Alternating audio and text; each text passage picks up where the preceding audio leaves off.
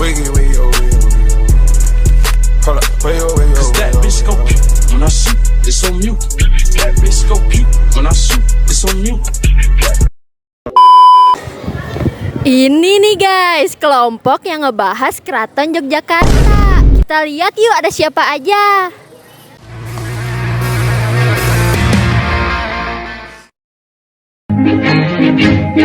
Salagadoola, menchikaboola, bibbidi bobbidi.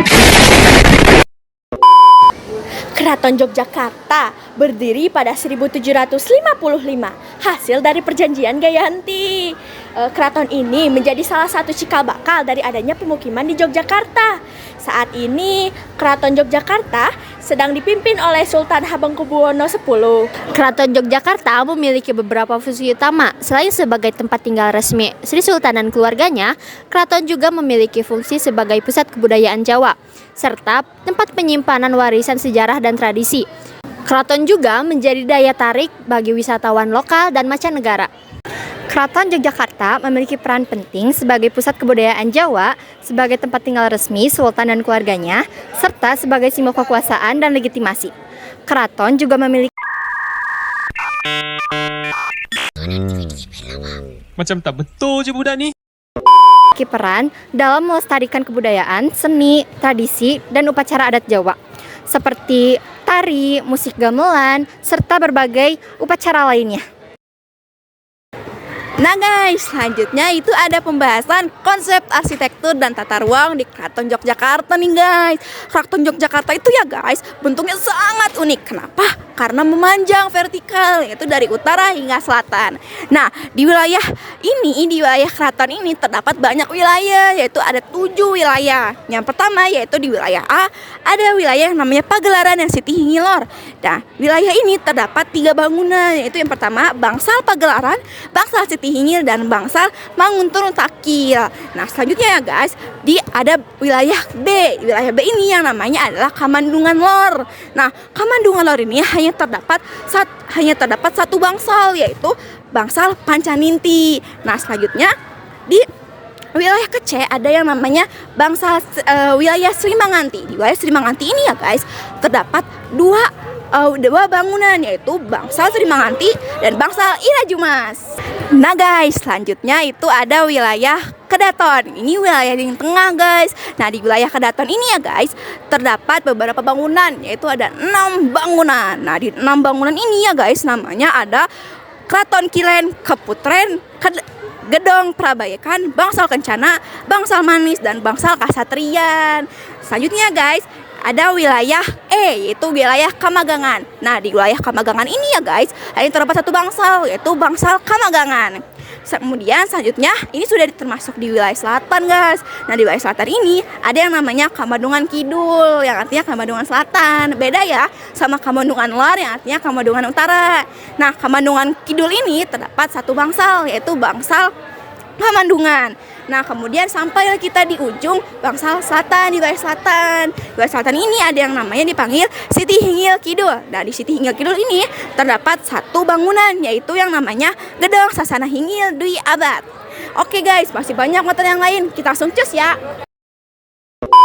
Meanwhile, Nah, selanjutnya, kawasan Keraton Yogyakarta Hadiningrat merupakan bangunan cagar budaya yang memiliki nama, fungsi, pelingkup, serta vegetasi tertentu.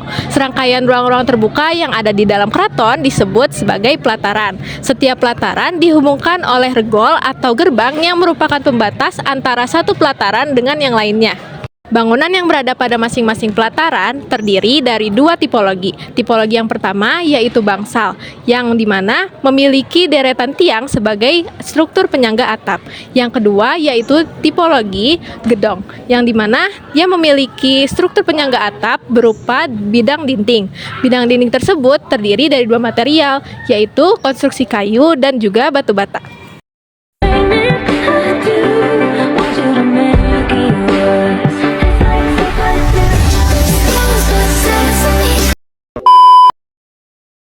Ornamen pada Keraton Yogyakarta memiliki simbolisme yang kaya, mencerminkan filosofi Jawa, nilai-nilai keagamaan Islam, elemen-elemen Hindu-Buddha, hingga kebudayaan luar. Simbolisme ini dapat kita temukan dalam berbagai macam aspek, seperti bentuk, warna, dan juga motif yang digunakan. Selanjutnya ada upacara adat seperti Grebek Syawal. Grebek Syawal merupakan upacara adat yang memperingati Hari Idul Fitri, melibatkan arak-arakan gunungan yang berisi hasil bumi yang dibawa dari keraton menuju Masjid Gede. Selanjutnya ada Grebek Besar. Grebek Besar merupakan upacara adat untuk memperingati Hari Raya Idul Adha, melibatkan arak-arakan gunungan yang diberikan kepada masyarakat untuk menjadi simbol sebagai membawa rezeki dan berkah.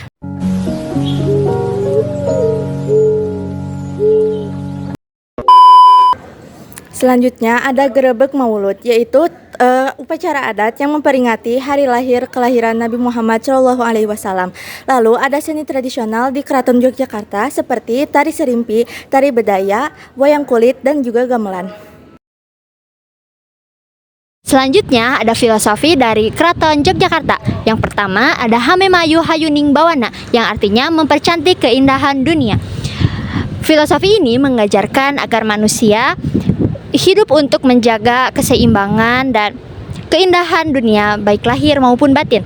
Yang kedua ada Sangkan Paraning Dumadi, yang artinya asal dan tujuan kehidupan, mengingatkan manusia untuk mengingat kembali asal-usul dan kembali kepada Tuhan, serta selalu berbuat baik kepada sesama. Yang ketiga ada Manunggaling Kawula Gusti, yang artinya penyatuan hamba dengan Tuhan, mengandung makna spiritual bahwa tujuan hidup adalah menyatu dengan kehendak ilahi melalui ibadah dan laku hidup yang baik. Selanjutnya ada nilai budaya. Yang pertama ada nilai kesopanan atau tata krama yang disebut eueuh pakeueuh. Yang kedua ada religiuitas, dan yang ketiga ada filosofi kebudayaan Jawa. Fasilitas yang tersedia di Keraton Yogyakarta umumnya meliputi tempat ibadah, toilet, kantin, lahan parkir, juga kadang-kadang terdapat tempat makan atau warung yang buka di sekitar area keraton. Keraton juga bisa menyediakan fasilitas seperti gerbang utama, bangunan-bangunan seperti bangsal atau tempat terbuka, alun-alun, gedung atau tempat tertutup, juga tratag, yaitu bangunan dengan atap anyam-anyaman. Yang terakhir ada upaya untuk pelestarian budaya, diantaranya bisa dengan digitalisasi koleksi untuk melestarikan warisan budaya, lalu bisa menggunakan media sosial untuk memperkenalkan budaya, lalu bisa dengan membentuk tim dokumentasi untuk merekam kegiatan dan koleksi, lalu bisa berkolaborasi dengan komunitas dan generasi muda, dan terakhir bisa mengembangkan platform online untuk mempublikasikan hasil digitalisasi.